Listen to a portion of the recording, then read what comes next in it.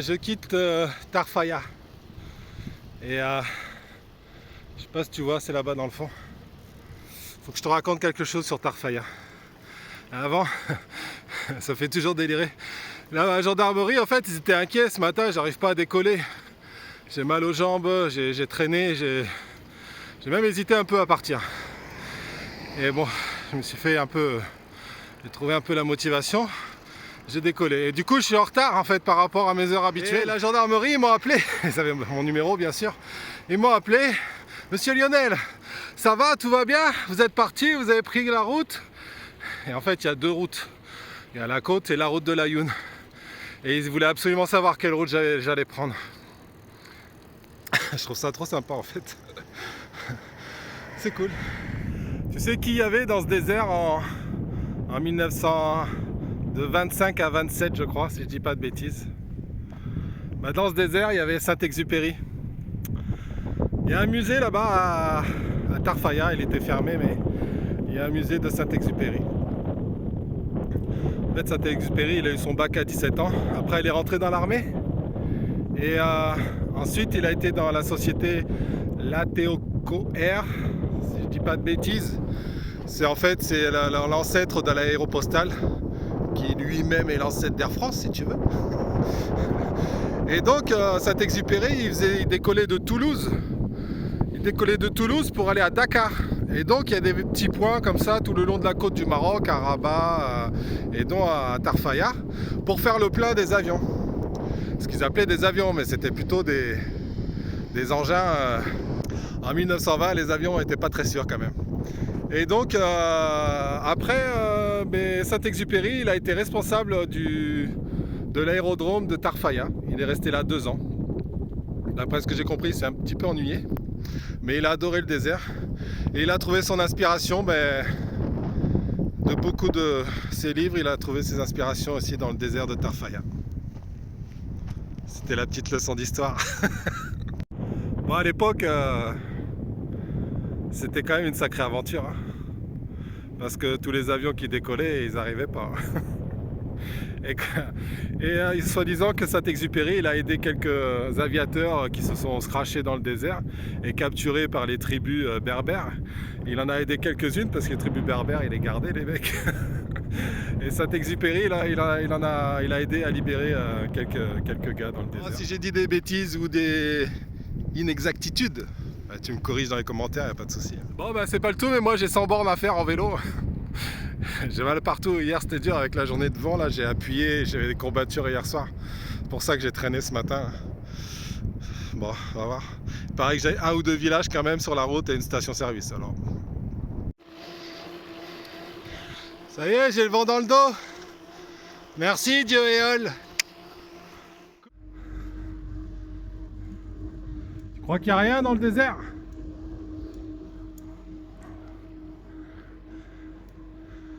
Ça c'est le parc éolien de Tarfaya, pardon. Il y en a plein partout.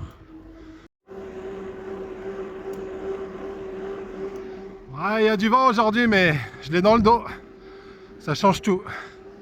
Le Maroc, pays de liberté.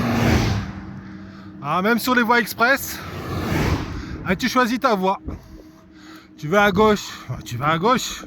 Tu vas aller à droite, va à droite. C'est pas un problème, tu choisis. Et puis, si tu veux un chameau, il y en a là. Chameau, toi tu veux quelle voie?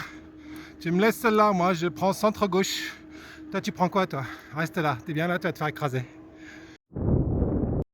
Après il y a toujours les classiques hein, de rouler à droite. Hein. Mais bon, même sur la voie de droite, tu peux croiser un 40 tonnes dans l'autre sens. Donc méfie-toi quand même.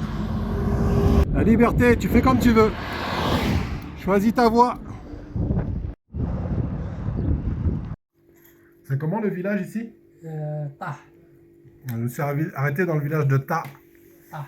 Ta. Et Brahim m'a préparé de la poulet avec des petits pois et des lentilles. Et il est en train de me préparer le thé, on va boire le thé ensemble. Merci Brahim.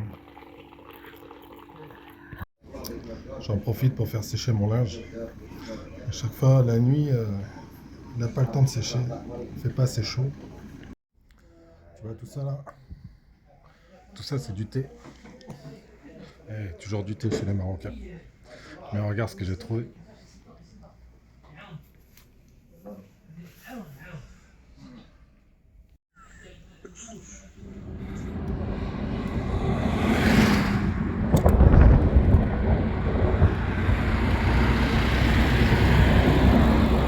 Ah, tu fais comme tu veux. Tu choisis.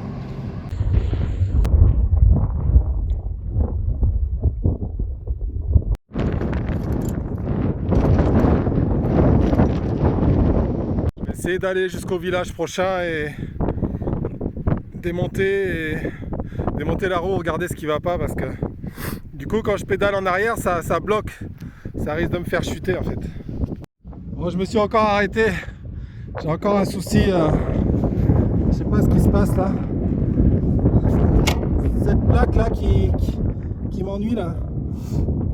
Je suis obligé de démonter, je suis dégoûté.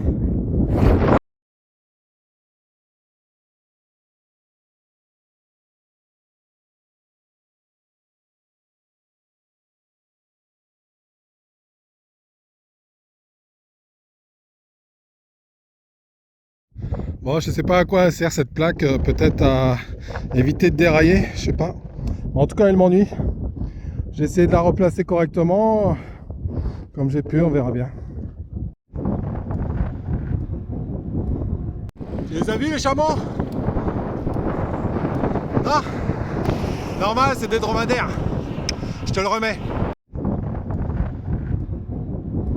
Dans un petit village et que tu as soif, tu vas à l'épicerie. Mais quand elle est fermée, tu fais quoi? Eh ben tu continues. La chance, il vient juste d'ouvrir.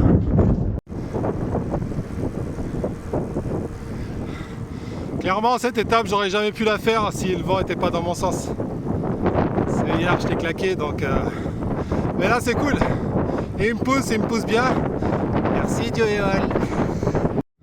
Ah, il est 3h de l'après-midi, là, je sais pas si tu vois, ça fait des courants d'air chaud. Ça soulève le sable. Heureusement, c'est dans le bon sens.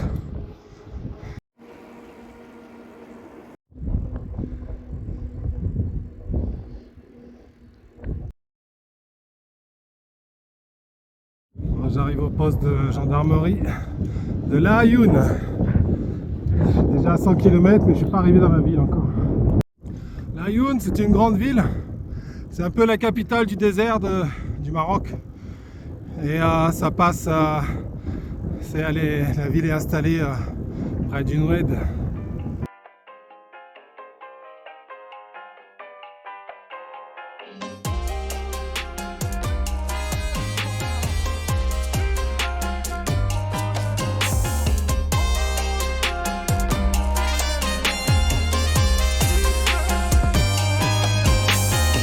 Je sais pas où je vais manger.